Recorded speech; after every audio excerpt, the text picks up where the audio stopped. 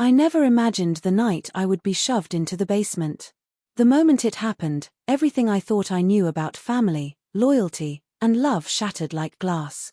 I stood at the top of the staircase, clutching my small overnight bag, feeling the weight of decades of trust and care pressing down on me. Below, Daniel, my only son, avoided my eyes, his posture stiff, his voice trembling when he muttered, "It's temporary, Mom." And then there was Brianna, smiling in that polished, cruel way she had perfected over the years, arms crossed, exuding control and entitlement.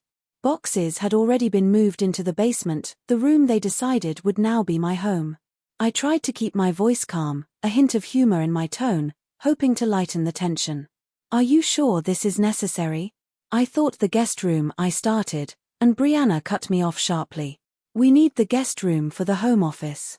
You should be grateful we're even keeping you here," she said. The words stung more than I could admit. I swallowed hard as my grandson brushed past me without a glance, the boy I had raised now acting as though I were a stranger, a shadow in his life. The basement door loomed before me, dark, cold, unwelcoming. The air smelled of damp concrete and forgotten belongings, and the small cot looked more like a prison bed than a place to rest.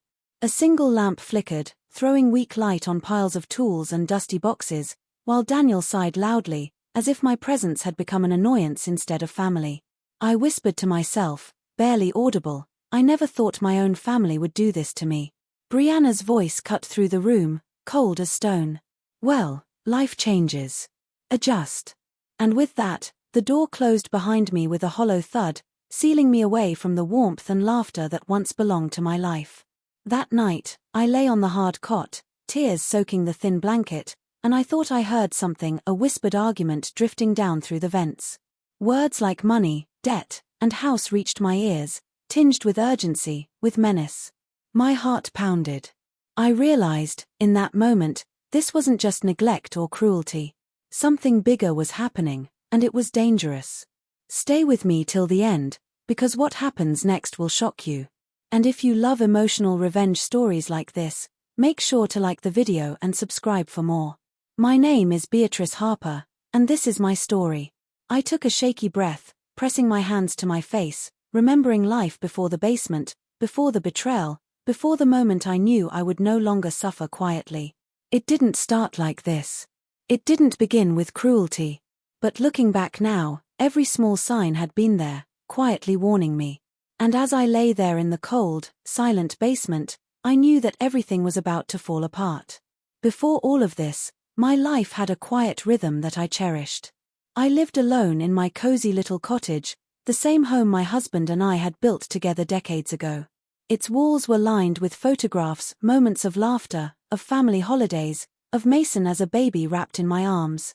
The garden bloomed under my care, vegetables and flowers growing side by side, and every Sunday the smell of freshly baked bread or pies filled the house.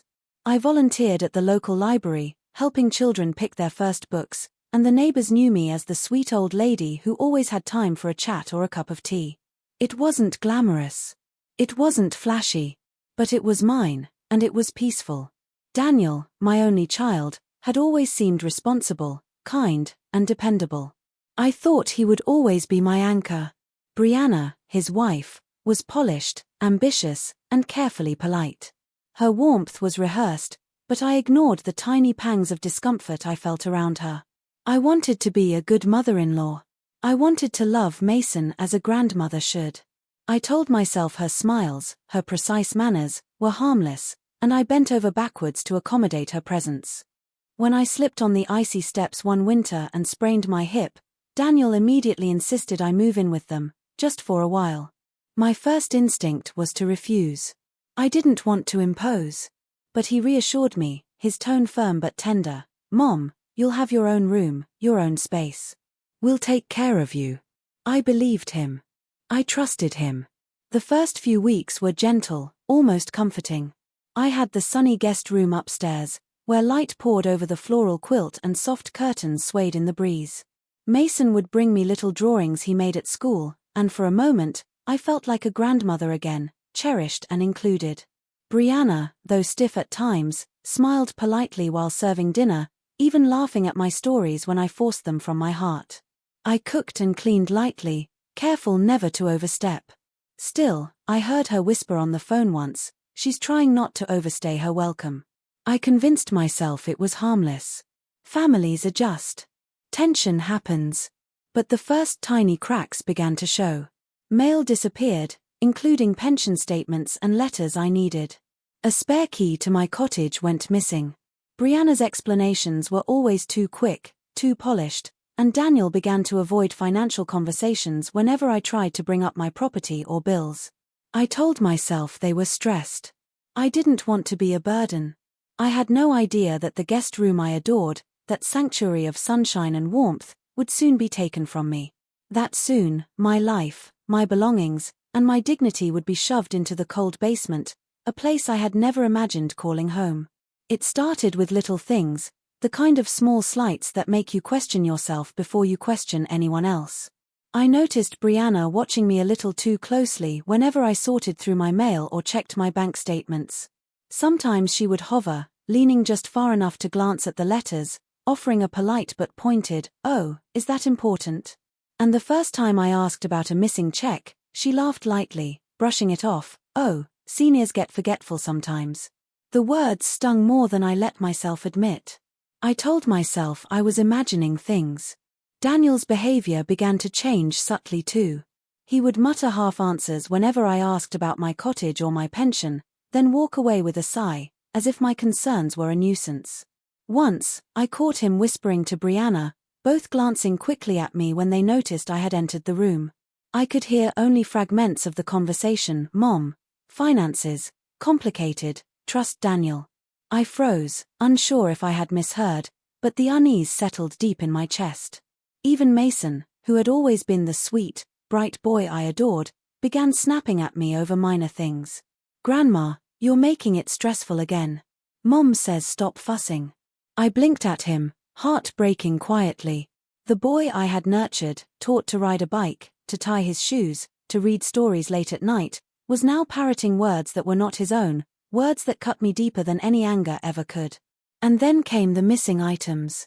First a sweater, then a framed photograph of my late husband, and once, a box of letters I had kept for decades. Each disappearance had a flimsy excuse attached. "Maybe Mason moved it," Brianna said once, a hint of amusement in her voice that felt like salt on an open wound. I tried to laugh it off, tried to convince myself it didn't matter. The whispers behind closed doors became more frequent. I would enter a room and the conversation would stop abruptly, phones flipped face down, eyes averted. Daniel's eyes no longer held the warmth I remembered, and Brianna's smiles became tighter, sharper, less genuine. The sense of being unwelcome began to creep into every corner of my life there. I asked myself again and again if I was overreacting. Maybe I was too sensitive, too old, imagining betrayal where none existed. But the feeling wouldn't leave me. There was a tension in the air that hadn't been there before, a silent reminder that my place in the home, in their lives, was no longer secure. And then came the night I overheard Brianna whispering on the phone, her voice quick and urgent, "Your mother's house could solve everything. We just need her to sign the papers. Daniel's got this." My heart froze. Papers? My house? I strained to hear more, but the line went dead. Something was happening behind my back, and I had no idea how far it would go. Little did I know that these first subtle betrayals were only the beginning, the quiet footsteps of a storm that would soon consume every piece of my life I held dear. It became impossible to ignore the change in them, though at first it was easy to disguise as stress or miscommunication. Brianna's politeness began to slip, replaced by a quiet control that made my skin crawl. She scrutinized the way I folded towels, the order I put my things in, the meals I cooked. Every gesture, every decision I made was commented on with a helpful tone that felt anything but. Maybe try it this way, it's more efficient," she would say, smiling in a way that did not reach her eyes.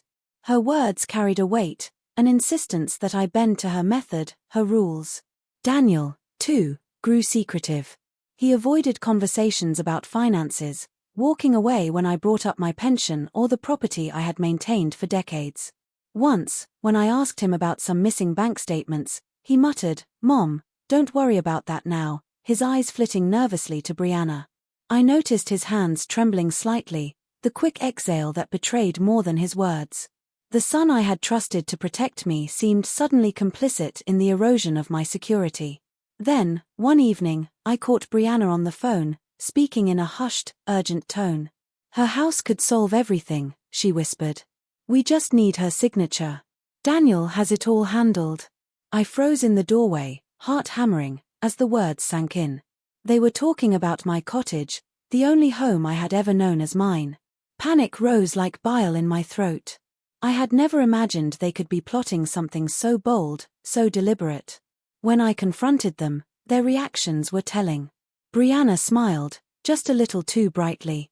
"Oh, BA, don't worry, it's just refinancing. Everything is fine," she said. Daniel avoided my gaze entirely, muttering something about future planning before hurrying out of the room. Their eyes, their hurried movements, the nervous energy in the house, it all screamed deceit. More signs followed. I noticed late-night documents left carelessly on the table, bills from creditors, urgent letters marked overdue, and even threats from banks that seemed to involve my own assets. Brianna's explanations were rapid, polished, rehearsed. Daniel nodded along silently, avoiding eye contact.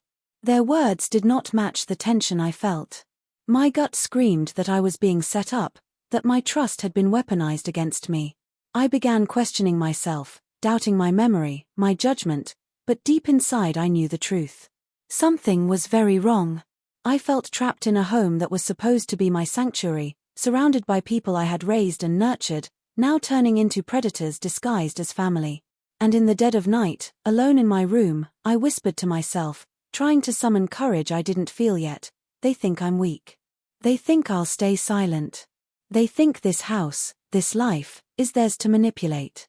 But I see it now. I see it all. The realization settled heavy in my chest. They were not just selfish or careless. They were plotting, and every day they spent around me, every polite smile and rehearsed excuse, was a thread in a web designed to trap me. The storm wasn't coming, it had already begun. I began to feel like a shadow in my own life, a ghost wandering through the home I had entered with trust and love. Meals became tense affairs, the warmth I had expected replaced by silent judgment.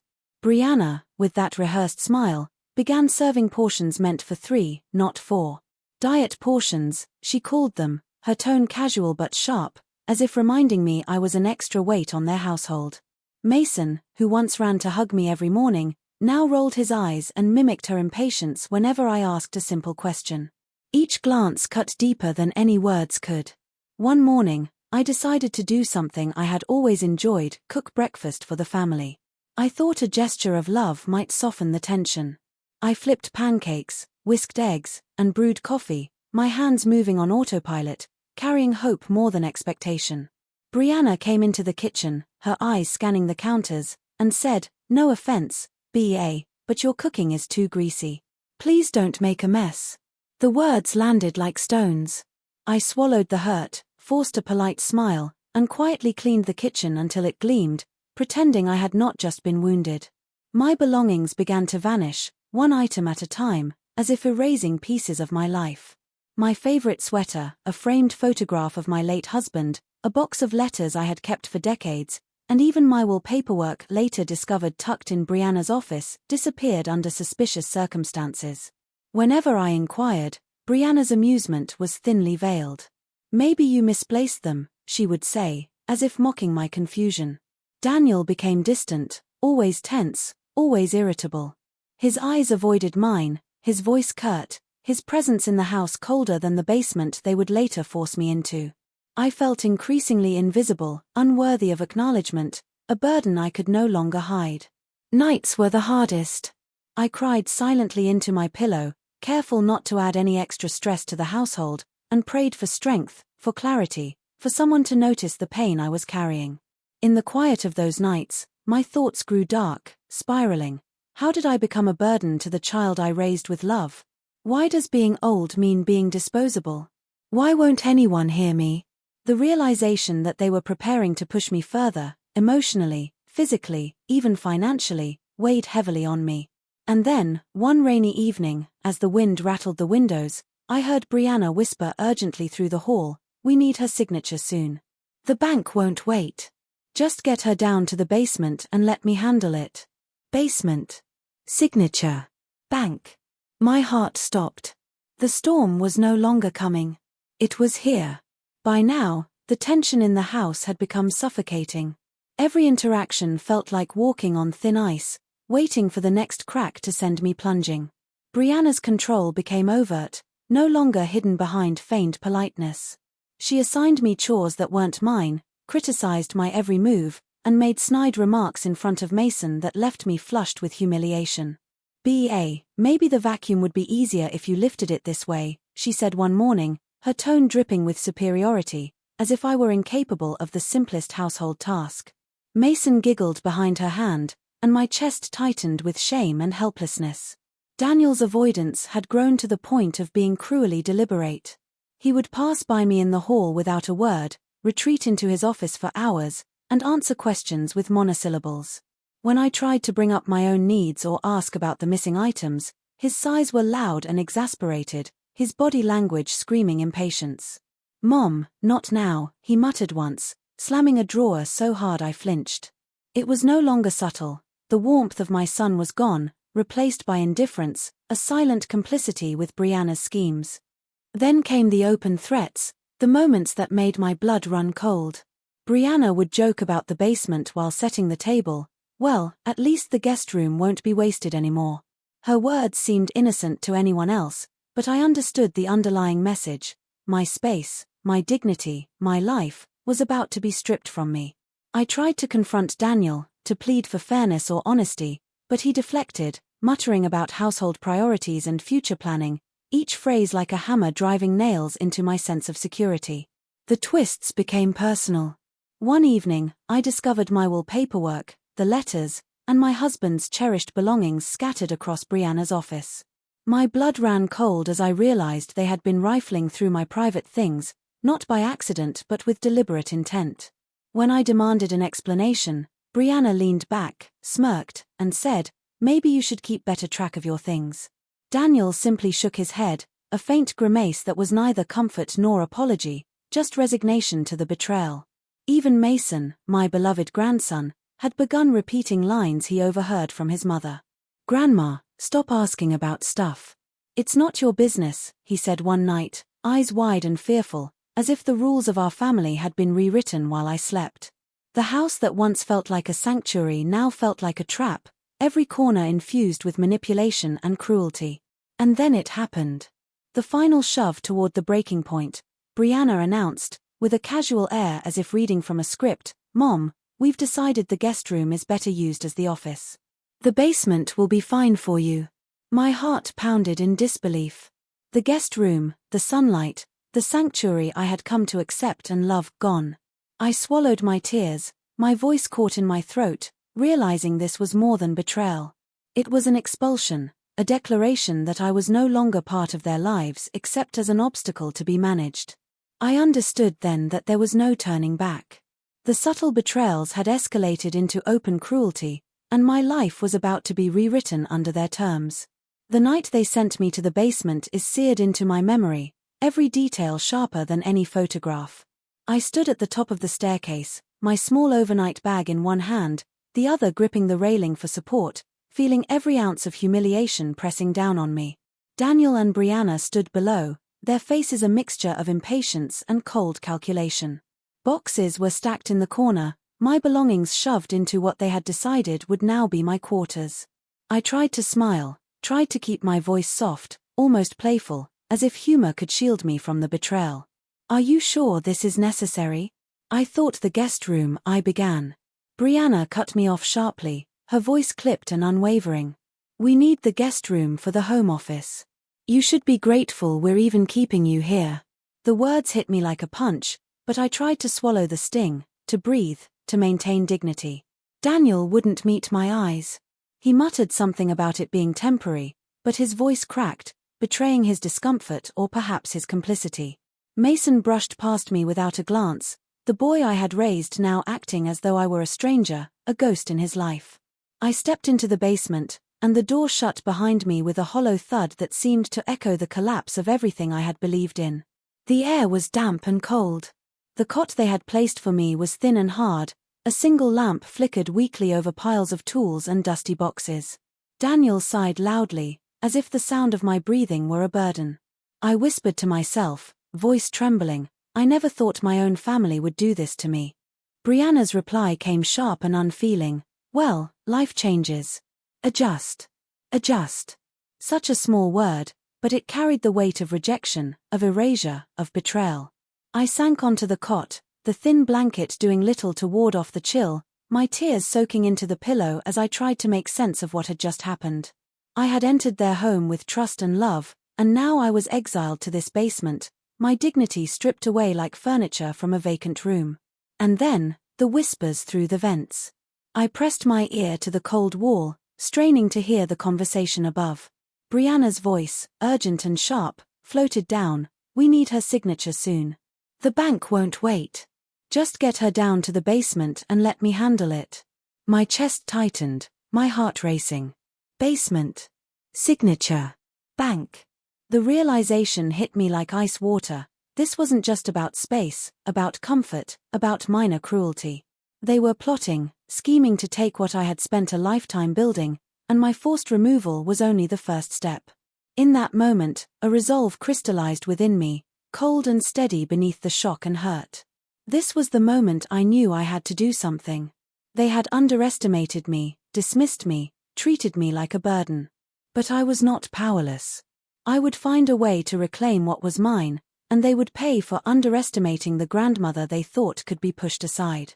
I spent the next few days quietly observing, listening, and planning. From the basement, I could see every movement, hear every whispered conversation, and watch the web of their deceit grow. Brianna and Daniel thought I was broken, defeated, too old and frail to fight back. They didn't know that patience had always been my ally, and observation my weapon.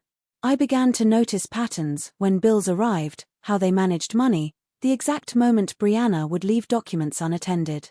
Each small detail became a piece of the puzzle I was assembling. I started slowly. First, small interventions.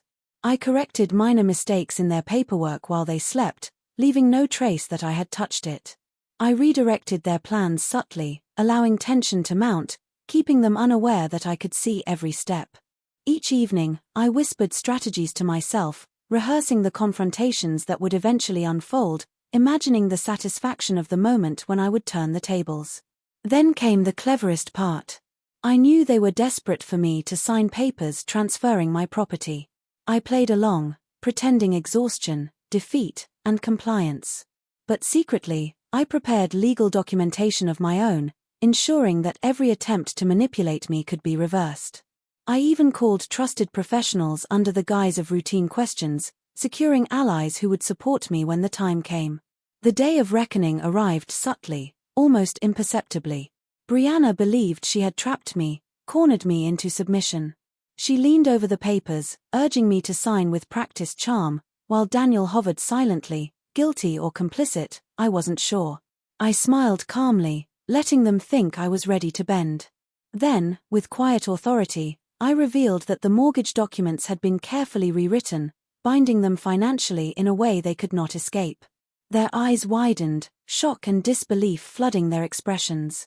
They had thought they controlled me, but in reality, I had controlled every move, turning their greed and arrogance against them. Mason watched, wide-eyed, as I explained in calm, deliberate words the clever plan I had orchestrated. Brianna stammered, Daniel froze. For once, I was not the powerless grandmother in the basement. I was the one who had outmaneuvered them, who had ensured that justice, not cruelty, had the final word. The satisfaction was quiet but profound. It wasn't about cruelty, it was about restoring balance, reclaiming dignity, and making sure they understood the cost of betrayal. I had been patient, I had been observant, and now, after weeks of silent preparation, the storm I had endured had turned into the reckoning they never saw coming. After the mortgage revelation, the house changed overnight. Brianna and Daniel moved cautiously, their confident airs replaced with tension and careful calculation. They had assumed they controlled me, that I was weak and compliant, but the tables had turned. They now had to face the consequences of their arrogance and greed. Bills they could not cover arrived with letters I had ensured were delivered on schedule. Every attempt to manipulate or pressure me backfired, each step revealing the careful plan I had laid in silence. Brianna, once polished and untouchable, was now defensive and anxious. I watched her struggle to maintain composure as she realized she had overstepped, underestimated, and ultimately trapped herself with her own ambition. Daniel, who had avoided my gaze for months, now kept his distance, the guilt in his eyes unmistakable. He could no longer pretend that he was merely tired or distracted. He had played a part in a betrayal that now cost him credibility and trust. Even Mason, who had been caught in the middle of their manipulations, began to see the truth. He watched the subtle changes, the discomfort in his parents, the way they now handled me with caution and respect. In his wide eyes, I glimpsed understanding that sometimes, justice is not loud or violent, but quiet, strategic, and undeniable. My own life regained a sense of calm. I reclaimed small freedoms in the home, setting boundaries that Brianna and Daniel could no longer ignore. The basement, once a prison, became a symbol of my patience and intelligence, a reminder that even in moments of despair, observation and resilience can create opportunity. The documents I had secured ensured that my property and financial security were protected. They could no longer exploit, manipulate, or dismiss me. I had turned their schemes into a lesson they could not undo.